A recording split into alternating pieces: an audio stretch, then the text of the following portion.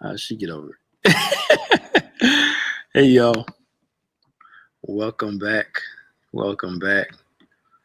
Welcome back. I hope they enjoyed it. Yeah. We hitting some stuff. Yes, sir. We hitting some stuff here. We've come off the porch. You got to have your long pants on for this one. Yeah. Yeah. They about to flood on here. But there they are. Hello, Vicky. I'm glad to see you back. Okay. So I wrote myself. Okay. Oh, that's well, they comment to everybody, yeah. So Yeah. we put it in. Yeah, good. Come on, y'all. Share. Yeah, come on. Come on in. Jeffrey, how you doing? Man, that first half hour discussion went quickly, didn't it? Vicky Scott, how you doing? Yeah, it did. Charlisa Wilson, how are you? Hi. Okay. Y'all share as much as possible. Sid Webster. Love to have y'all on. Hey, Sid. Yeah, gotta load people up, man. It's Yeah, Merrill Elise, how you doing? Colorado, welcome. Carolyn Skelton. Welcome, Buffalo, my leader. Hey, Pauline. Which part of Colorado are you from, Merle? Thomas Bird, hey, man. Yeah. Colorado. I know some people out there. Mm-hmm. Isn't what's his name? Hey, Tyrone. Maryland's in the house. Guy from Baltimore is pastoring out there. Yeah. Matthews. I know it's Matthew in there, right? Or Matthews. Something like that. Yeah. Vicky Walls, Oklahoma. How you doing? Cool.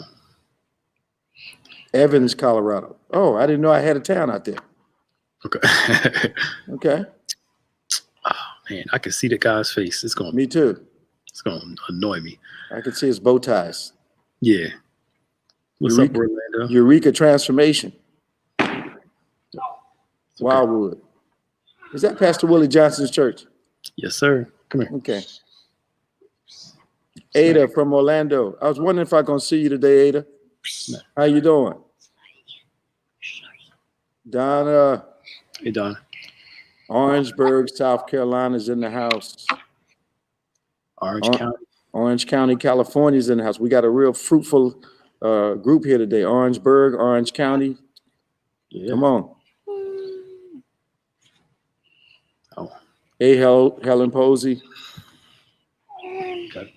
What's the matter? All right. Y'all share. Throw your questions in too. Share. Yeah, put your questions in. We want them.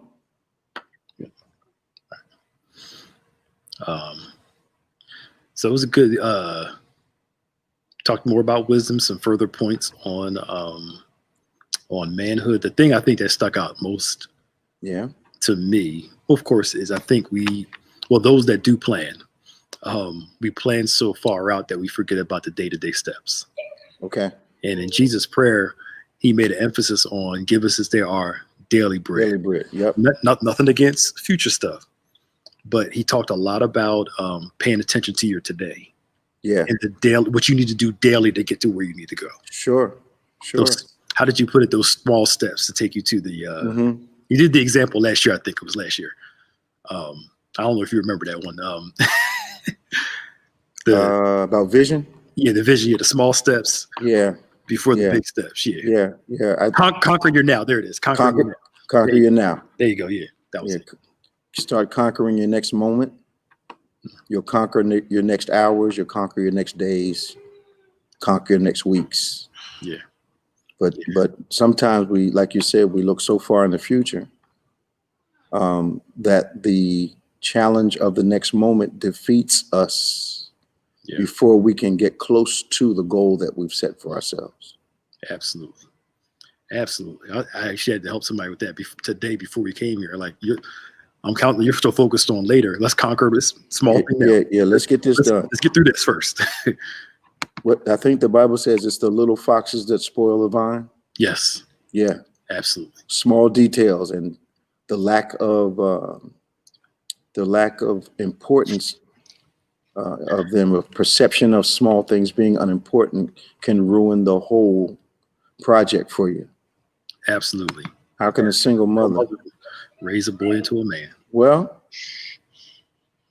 I think that women of faith have a couple good.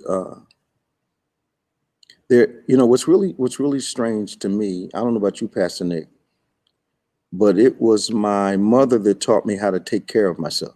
Mm-hmm. She actually put that independence in me. Cooking and cleaning and laundering and ironing and cleaning the place that you live. She put all that in us, and those principles are absolutely serving me right now. Mm-hmm. But on the other side, she made sure that I was around my grandfather, who was a tremendous example. My uncles were great examples, and one or two of the men in church were outstanding men. Yeah. And so she exposed me to a variety of strength, shielded me from the weakness, and that included my father. Mm-hmm. And then taught me the survival skills that, most women teach their sons. Yeah. Which is why I've never really resented. I've never understood why some men resent women when it was a woman that taught us how to take care of ourselves. Mm-hmm. So perhaps we have some kind of angst because they're responsible for actually teaching us how to tackle every day. Yeah, which is absolutely crazy. Yeah. Yeah, absolutely crazy. Yeah. And then a lot of complaint that I see today is a lot of women are complaining about the fact that their male siblings are not equal to the task of helping them raise their children. Yep. So she has to have, if she doesn't have godly brothers, like Ada's saying, then blood brothers, then she's got to find godly ones in the house of God. Absolutely. And he'll do that too. Yeah. He'll do that. And you have to audit those, because you gotta separate the wheat from the chaff. Yeah. Yeah. Some people mean well, but they take it too far. The real ones from the imitators. Absolutely. Yeah. So what advice can you give to a young man who struggles with causing strife? Wherever he is, there will be a problem. Some people thrive on negative responses. I found that in counseling, I don't know what you found, but some people actually want any kind of attention they can get. And it doesn't even matter whether it's destructive attention or not. Yep. Mm-hmm. Someone who does not know how to get attention other than bringing negative into the atmosphere is either starved for attention, or actually, and I'm going to help about 24 of you all, or actually can have or be, they're exhibiting the tendencies of a personality disorder. A personality disorder is someone who says negative things to you. Now listen to what I'm saying. Not to drive you away, but to cause you to want to be closer to them. Mm-hmm. That's why it's called a personality disorder. So I curse you out and think that's going to make you want me more. Yeah. That's a personality disorder. Absolutely. Because they respond to crazy stuff like that. Absolutely. Absolutely. Yeah. Say horrible things to you. And then when you challenge it, that's not what I meant. What I was trying to say was that I love you. Well, you got a real hard way of saying that. Yep. I remember I worked somewhere, and we all messed with each other, but she was like, she went way over on the mess, and she was just ornery and just whatever. So I asked her one time, I said, why you treated me so bad? And she said, I only treat people that I love bad. I said, stop loving me. I stopped because it was like out there, but it taught me something. Yeah. She didn't know how to be loved. Her way of being loved growing up was to be treated harsh that same way. Yep. So the only way that's what she thought love was I take you through the ringer and you should be able to put up with it too. And just be okay with it. They don't know that they burn out relationships over time. If love is a fire, mm-hmm. you can eventually put that fire out with that kind of behavior. Absolutely. Yeah. And then they're mad when they're alone. Well, and nobody was they test a thing till they break it. Yep. Mm-hmm. But really, it's a childish type of approach to a relationship, because children are the only people that break stuff they want to possess. That's true. That is so true. They break the toy and they want to play with it. Right. Yeah. And adults do that. Mm-hmm. Stress it till we break it and then say, oops. Oops. Yeah. I said I was sorry. Yeah. Crazy stuff like that. It's like a capitalist. They chew up everything in sight until they consume their own young. Mm-hmm. Yep. Elizabeth brought up a good topic. When you Elizabeth always brings up good topics. Hey, she really does. Yes, she does. When you talked about the employees pitting one against the other, I deal with an authority figure like that. Mm-hmm. So how would you navigate that particular? Actually, that person is attempting to be the center of attention by causing disunity among everyone that works with them. And one of the things that you have to do with a narcissist is begin to say things like, I appreciate how you feel about this, but I'm not going to allow you to draw me into this conversation because we differ in opinion. That type of thing, because what the narcissist wants is some kind of affirmation for their own self-use. They're extraordinarily difficult to, and if you have a boss that's like that, one of the things you have to become is the best problem solver in your department for that boss, because that gets the boss more praise, but then you raise your value to that narcissist boss. Interesting. Mm-hmm. Interesting. Helen Posey, but does what change? What was it? Oh, I must have missed it. Yeah. Oh, I don't know what we were talking about in that part. Okay.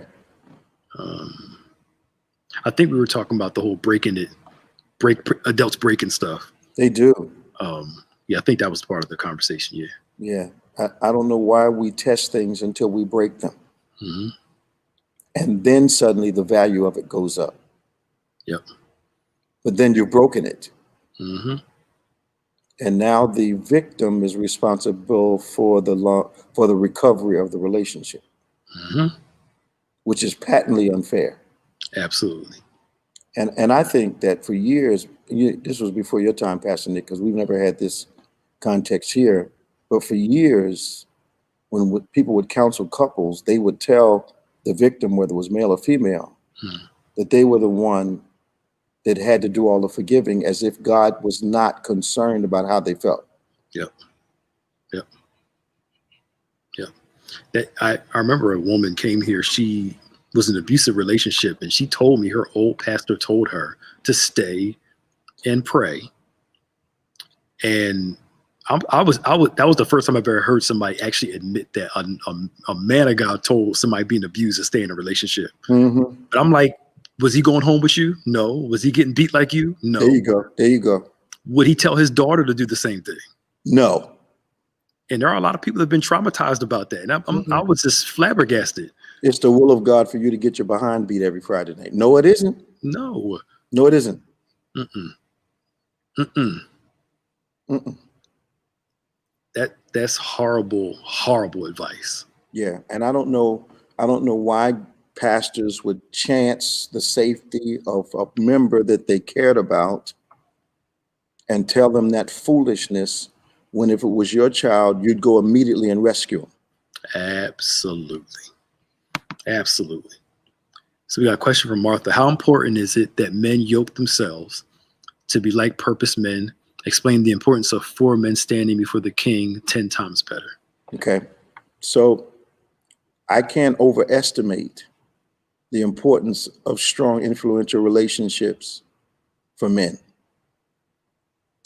And the importance of the 10 times better was in the verse before that, it says that as young men, God gave them knowledge and wisdom. In addition to that, God gave Daniel the visions and dreams interpretation. So these young men were given the wisdom of God, the knowledge of God very early in life. And Daniel was given 2 additional things, that whole dreams and visions piece, so that when the examination, if you will, or the interview or the interaction that was planned for them by God happened, that they would excel and watch how those that were empowered by God were 10 times better than the Babylonian men. So God was making them distinct in the kingdom, even in their captivity. And that wisdom carried them through the fiery furnace, Daniel in the lion's den. You know, amazingly, Daniel is the only thing on the menu and never is in danger. Yep. Wow, we got another one from Donna. I'm dealing with an ex who wants to use church to get back with me. right. Typical. That's funny. Right. He'll say, I'll go to church with you. Yeah, don't do that. Do you want me to go to church with you? Don't do that. Don't do that. Don't do that. Yeah, don't fall for it. A real churchman was going to church when you met him, and not just going, but serving and committed. Yeah. Going when you met him. If he's only going to get you, he'll stop once he does. Absolutely. Absolutely. I'm telling you what your father should have told you. Yep. Ladies, y'all hear me now. Yeah. Cause they be falling for that stuff too. Oh, he's finally changed. Like, nah. No. My first year of pastoring, I counseled maybe 2 couples where the lady was saved. One, the lady was saved, another, the guy was saved. And the other person adjusted enough to get to the counseling piece. And then as soon as they were married, the one lady stopped going to church, didn't want to serve, and had a problem with him going to church and serving. The one male had a problem, the same type of problem. So people really are agenda driven enough to fake spirituality to get you, because they believe after that you're committed, you will do less God to keep them. Absolutely. And some preachers would tell you to do less God to keep a person. Absolutely. That can't be putting him in his righteousness first. It can't be. Not at all. Not at all. I think I've heard somebody say this, and it's so true. The church at large for a long time was making marriage the pinnacle thing for single people. That's all they talked about. That's all. Was getting married. Like it was the be all end all of everything. Yep. And it gave them this twisted admiration for you're supposed to admire it, but it's like this drivenness that wasn't godly. Yeah. It was almost like get married at all costs. Yes. Yes. And people began to be unevenly yoked. All right, I might as well drop this in on y'all. Watch this now. So God tells Noah to build an ark. And the occupants out of all the occupants in the ark, only 8 are human beings. So the Bible says that everyone on the ark is on there with someone of like kind. So the human beings are distinctly different from the animals, but they all breathe the same air. And amazingly, all of them have admirable qualities. The lion has great strength, is able to provide, is able to protect, but he's still a predator. The dove has a humble spirit, can fly to great altitudes, has great loyalty, but the dove is weak. And the dove is prey. What people do is connect to a couple strong characteristics in a person. And then because they're in the same boat think they are of like kind. Yeah. When in actuality, they're not of like kind at all because their natures are different. Yeah. Yeah. So what people have to do is stop connecting to a few strong characteristics and actually figure out whether there's two of like natures going on. Yeah. Because a donkey and an ox cannot work in the same yoke. Yep. How do you know if a real church man is interested in you? Oh boy, it's turned to the love hour. It's the relationship hour now. So, you have to be patient enough for him to reveal his character, and of course, the way he approaches you is what you have to wait to see. Mm-hmm. You know, men are like chameleons. If you say you love God and you're committed, most men will say they do too. Mm-hmm. Yep. So true. I remember you said something to the singles years ago, and I've been using it ever since. Mm-hmm. You go on the first date. You don't tell them what you like. You That's ask right. them what they're like, and you sit back and you listen. That's right.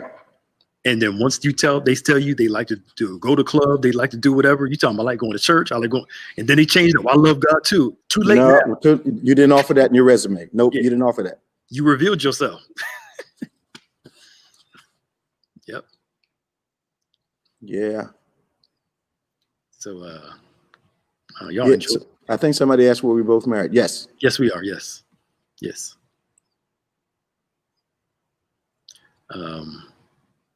Y'all having fun in these comment section. Yeah, I'm looking at them, man.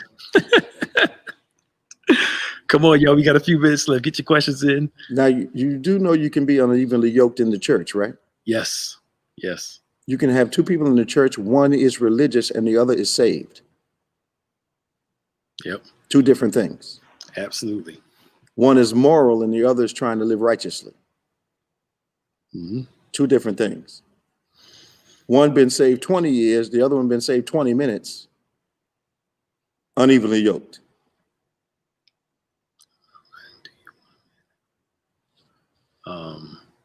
This is an interesting question because this is becoming, do you counsel people who are living together?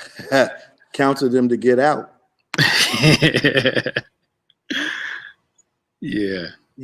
When people say they want to be married, my first advice is that they move out of the house with each other, or go to the justice of the peace, have the ceremony, and then we start counseling after that. Yeah.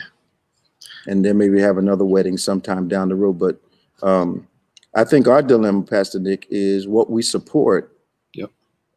It looks like we affirm it. Mm-hmm. And we have to try, and we don't always do it right, but we have to try to project the right example to people. Yeah. And people, you hear them saying we living together, but we ain't doing nothing. You lying. Lying. Stop. We work opposite shifts. You coming together at some point. Stop playing. So can a relationship survive unequally yoked? If you don't mind being miserable. Yeah, literally. And if the unevenness is drastic, but some people think that misery is a key principle in a long-term relationship. Mm-hmm. And no, it's not. Mm-mm. Nope. Every day is not supposed to be you hanging onto a cliff by your fingernails. That's right. You want some security and some peace of mind. Shouldn't you bring the person to you both for spiritual perspective? Sure. Okay. That's what people do. Yeah. And then the whole, again, like he said, somebody's going to compromise, and usually it's the saved one that's going to do some compromising. Which I never did understand. It's somebody's going to bend. Sometimes I think, Pastor Nick, us saved folk are so hungry to be accepted that we will reject Jesus to be accepted by somebody else. Absolutely.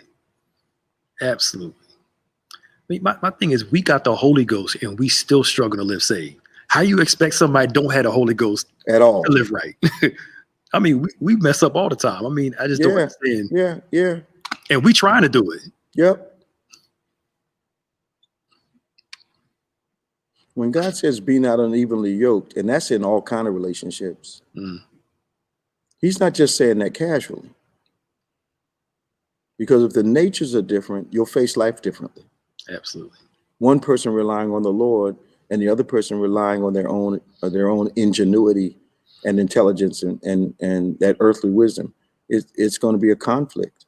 But you're right. Most times the Christian thinks that compromising their walk, they'll gamble their walk to keep the person. But most people that are not saved, who know that you care for them, want to see if you'll compromise your walk to keep them. Absolutely. Absolutely. And we've counseled people with that. I know they came in and I don't know what happened. I lost my place with God. And the first question was, what's his or her name? Because I mean, you know. Yeah, it's true. It's true. I started messing with this person and you know, so and I kind of lost my way. And I'm like, and you end up you gave up God for this person. And here we are. And we're back to the premise. Don't let anybody ask you to give up something they can't replace. Yep.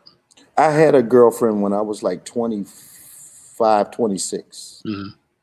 That told me that I had to make a choice between her and God. Okay. I took that girl home so fast. I got her out my house, took her to her driveway, to her mother's house, and dropped her at the driveway. Yeah. And no, I couldn't believe she said that to me. That was strong of you to do. Well, man. Yeah. When they think they got you, they treat you in your kind of way. You know what? You're right. Yeah. You're right. Because they get you to give up on God. Yeah. Then you've lost it then. Yeah. So somebody asked about is there any old time theologians that we study, like such as Charles Spurgeon? I used to read Spurgeon when I first got started in ministry. Yeah. But I always use whenever I use a commentary, it is to audit my inspiration to see if I am in the right ballpark. But we kind of rely on the Bible very heavily for probably 98% of what we do. Creating sermons and just when I think God can't show me anything else, he pours another bucket of revelation across my head. Yeah. That Bible's inexhaustible, man. Man, you can't get to the bottom of it. You can try all you want. Yep. You can. So any other questions, y'all, before we get up out of here? Man, we must have shut them down today. These must have been some mic dropping responses. Right. So just in case while y'all typing, don't oh wait a minute, got something. Here it come. Is it said that there's somebody for everyone? When do you know, or how can you tell the right person for you? I think there is. I believe that's true. Okay. And I believe that the problem that we have with relationships is our experience is failure. So we go into a new relationship because the last one failed. And because our preparation has been failure, we often take the same mistakes into the next relationship. And sometimes the right person will come along. But since our past relationship experience is dictating how we're functioning in the present relationship, we'll mess up a good thing. And sometimes it's the very thing you've been longing for. Yep. Someone that cares, somebody that's courteous, somebody that's thoughtful, someone that's godly, someone that's, church-centered, God-centered, word-centered, that kind of thing. And you can become so used to dysfunction that when something real presents itself, you don't know how to conduct yourself. True. But I believe there is someone for everyone. Yeah, I read some Watchmen Nee stuff. Just some parts back in the day. Yeah, Yeah. Yeah, sorry. Some stuff, some parts be careful of, but just, not a bad. Yeah. You got to treat it like fish. Keep the meat and throw the bones away. Yep. Right. So just in case, this Tuesday, Maya, I believe we got men's ministry. I asked in the chat, the private part. It's men's this Tuesday. You ain't no help. It's men's ministry this Tuesday at 7. What time? 7 o'clock? 7 o'clock, yes. The men's they're putting out their men's session this Tuesday at 7. Okay. Wednesday, of course, Bible study. Mm-hmm. This Friday, we're doing a special fresh young adult panel again. Bishop's going to be on. We're going to talk about the importance of voting and getting involved in this upcoming election. I heard something interesting today. A young black man was saying he wasn't going to vote because he believed he was making more of an impact in the street. And my first question to him would have been, what have you impacted? Mm-hmm. Another young black woman came on and said that if you don't elect someone who has a tendency towards your needs, you cannot influence outcomes. Mm-hmm. Because when you elect them, you can start to talk to them. Yep. But this, I'm not voting because I get more done in the street. That's a self-fulfilling prophecy. You're going to be upset again. Absolutely. And then you're going to need some politicians to help you. Absolutely. With some money for programs, for some policemen, all that stuff. Absolutely. I don't understand why everything's either or. Why can't we do both? This and that is where the miracle is. Yep. So we're going to talk about that, especially to this young crowd. That young woke crowd is already getting on my nerves already. Is that what they call them, the woke crowd? I like to call them the woke crowd because they're very idealistic, mm-hmm. but not enough nuance and experience to back up their ideals. Well, I think sometimes that idealism does not consider how the idea implemented will impact the people around them. Yep. It just sounds controversial. So I think you cannot, like with us, you can't lead people and not be concerned about the impact of what you're saying to them. Yep. Absolutely. So we're going to talk about that on Friday. Then, of course, on point at 9 o'clock, driving at noon. And then we'll be back next Sunday for 10 Times Better, y'all. It's going to be part 4 next week. If it's really blessing you, yeah. Won't you please tell someone about it so they can join us and these discussions can get to as many people as possible and the teaching can get to as many people as possible. But you've got to invite people to join us. Absolutely. All right, y'all. The Lord bless you. See y'all later.